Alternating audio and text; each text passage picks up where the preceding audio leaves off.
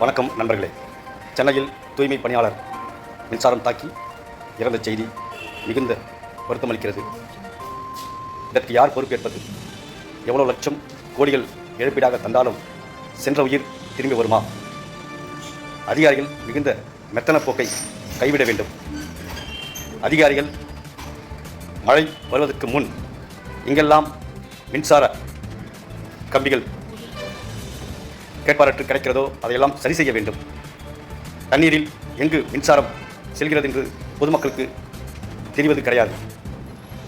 மழை வந்தாலே தண்ணீர் ஒரு பக்கம் மக்களை அச்சுறுத்துகிறது, ஒரு பக்கம் எங்கோ மின்சாரம் பாய்ந்து விடுமோ என்ற அச்சத்தில் மக்கள் செல்கிறார்கள்.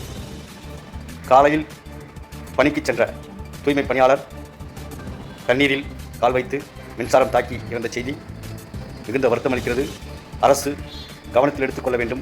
குறிப்பாக மாநகராட்சி மின்சார அதிகாரிகள், ஊழியர்கள் கவனத்தை எடுத்துக்கொண்டு இனி இது போன்ற சம்பவங்களை நடக்காமல் பார்த்துக்கொள்ள வேண்டும் வேண்டும் வேண்டும். மனித உயிர் மிக முக்கியமானது. உயிர் பிரிந்தால் திரும்ப வராது.